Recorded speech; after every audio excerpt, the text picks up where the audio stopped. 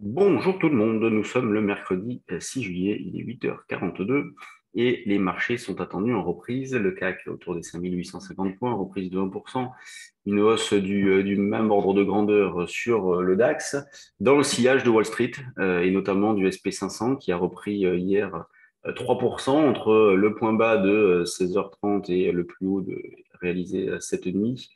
Des marchés qui nous ont montré hier une nouvelle fois leur incapacité à poursuivre. Là, hier, quand on m'interrogeait sur BFM à 8h30 le matin, est-ce qu'on est parti pour une hausse durable? La réponse était non. Désolé de faire le rabat-joie, mais la réponse était non. Nous, d'ailleurs, on a vendu dans cette zone des 5995. Évidemment, on n'a pas laissé porter jusqu'en bas, hein, c'est une évidence. Mais on continue donc de vendre, partant du principe que ces marchés-là ne sont pas tellement vulnérables non plus. En d'autres temps, on serait beaucoup plus bas parce que tout le monde a conscience des dangers, des menaces, des problèmes. Mais en même temps, on a du mal à imaginer une reprise solide et durable. Alors, ce qui a expliqué la reprise, notamment de lundi, c'était la forte hausse de Total sur le CAC, hein, je parle, forte hausse de Total, impactée par quoi? Eh bien, par la hausse du cours du pétrole. En même temps, la hausse des cours du pétrole, c'est pas nécessairement une très bonne chose sur le fond.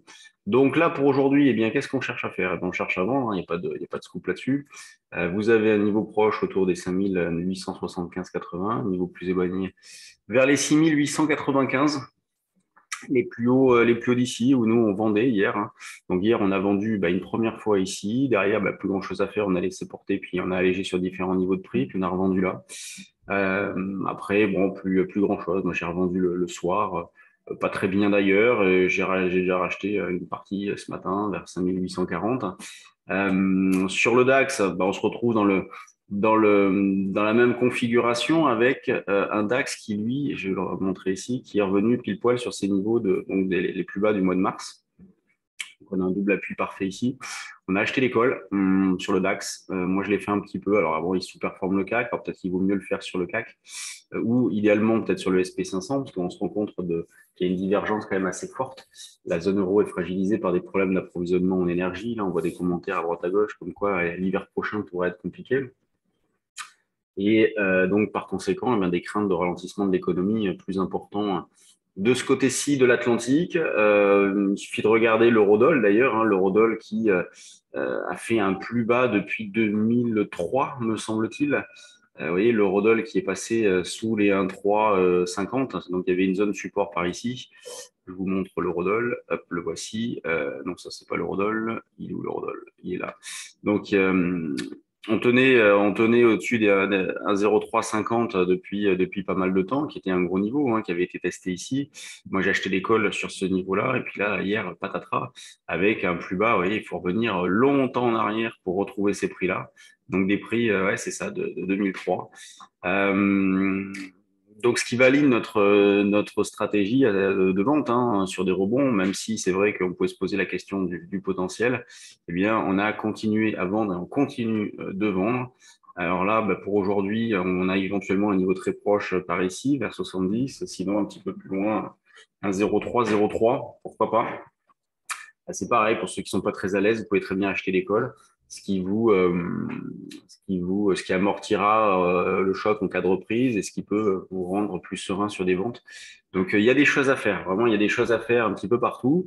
C'est vrai que je vous dis que des fois, on s'ennuie. Là, c'est pas le cas. Au niveau du directionnel, il y a des choses à faire. Sur les options aussi, il y a une belle volatilité. Et sur les actions, on est toujours un petit peu dans la même approche, à savoir, on privilégie les grosses capitalisations au détriment des mid et small, ou alors des mid mais aux bons fondamentaux. Vous voyez, on essaie vraiment de privilégier la qualité plutôt que la quantité dans la phase actuelle, donc la qualité avec des valeurs intéressantes qui sont revenues sur des niveaux d'achat. Donc après, comme on le disait hier pendant la révision de notre formation sur les actions, c'est ce qui fait la différence, c'est comment chacun règle le curseur. Évidemment, l'idée, c'est pas d'être à fond les ballons dans la phase actuelle. Il faut être couvert, il y a des options, ou se couvrir gentiment sur du futur, sur des rebonds. En tout cas, il faut avoir un trading un petit peu dynamique, ce qui ne veut pas dire que c'est faire des écarts dans la journée, mais il faut profiter de rebonds pour alléger les positions dans l'idée de reprendre plus bas, puisqu'on a la possibilité de reprendre plus bas.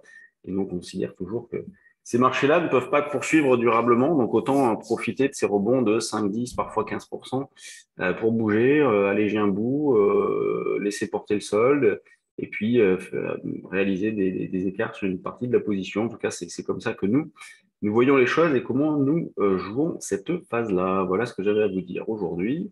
On se retrouve demain à 9h, vers 9h pour notre point bourse. Et sur ce, je vous souhaite une bonne séance. Salut.